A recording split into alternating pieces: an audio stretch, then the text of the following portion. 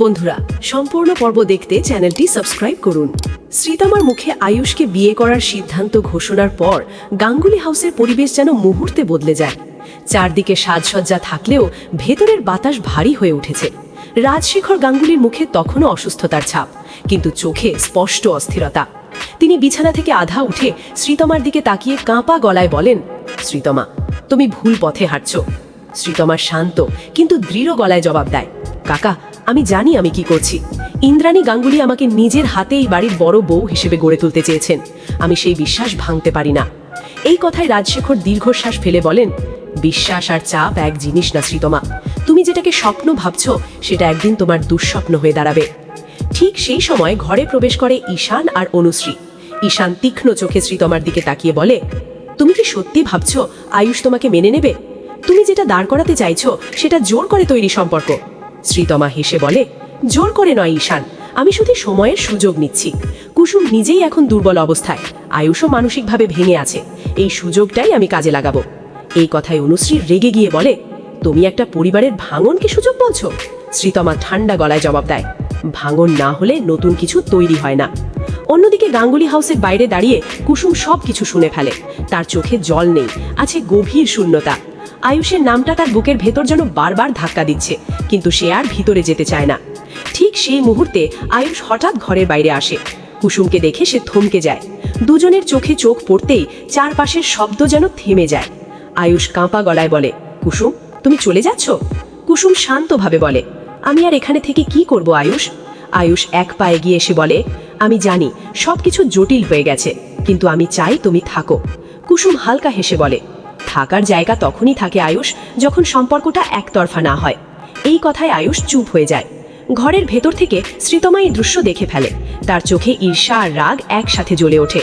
সে ধীরে ধীরে বাইরে এসে বলে, এটাই সমস্যা কুসুম, তুমি সব সময় মাঝখানে এসে পড়ো।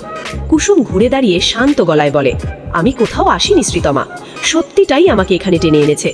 এই মুহূর্তে রাজশেখর আবার ঘর থেকে বেরিয়ে আসেন। তিনি ভারী কণ্ঠে বলেন, এভাবে চলতে থাকলে এই পরিবার ভেঙে যাবে।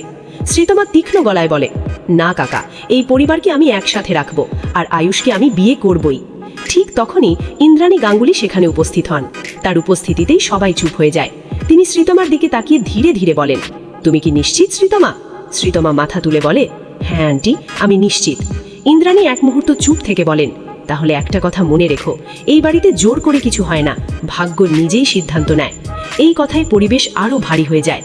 অন্যদিকে আয়ুষ ধীরে ধীরে কুসুমের দিকে তাকিয়ে বলে, তুমি যদি চলে যাও তাহলে আমি সব কিছু হারাবো। কুসুম চোখ নামিয়ে বলে, তুমি তো আগে থেকেই হারিয়ে ফেলেছ আয়ুষ।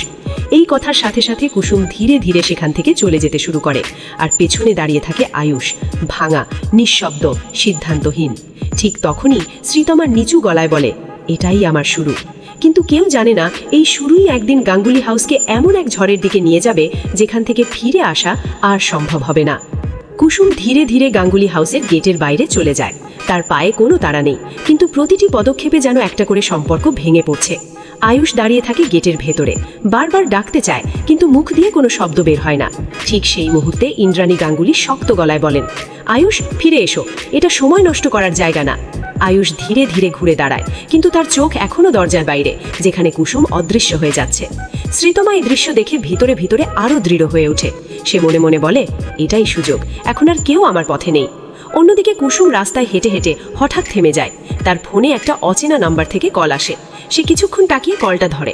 অন্য প্রান্তে একটা অচেনা পুরুষ কণ্ঠ বলে, তুমি গাঙ্গুলি হাউস ছেড়ে চলে এসেছো, কিন্তু তুমি কি জানো আসল সত্যটা এখানেই শেষ নয়? কুসুম ভ্রু কুঁচকে বলে, কে আপনি আর কি সত্য? কণ্ঠটা ধীরে ধীরে বলে, শ্রীতমা যেটা বলছে সেটাই পুরো সত্য না, আয়ুষকে ফাঁসানোর পেছনে আরো বড় একটা নাম আছে। এই কথা শুনে কুসুম থমকে যায়। কে? সে কাঁপা গলায় জিজ্ঞেস করে। অন্য প্রান্ত থেকে উত্তর আসে, ইন্দ্রাণী গাঙ্গুলি নিজেও সব জানেন না। ফোন কেটে যায়। কুসুম এক মুহূর্ত স্থির দাঁড়িয়ে থাকে। তার চোখে এবার কান্না নেই, আছে অদ্ভুত সন্দেহ।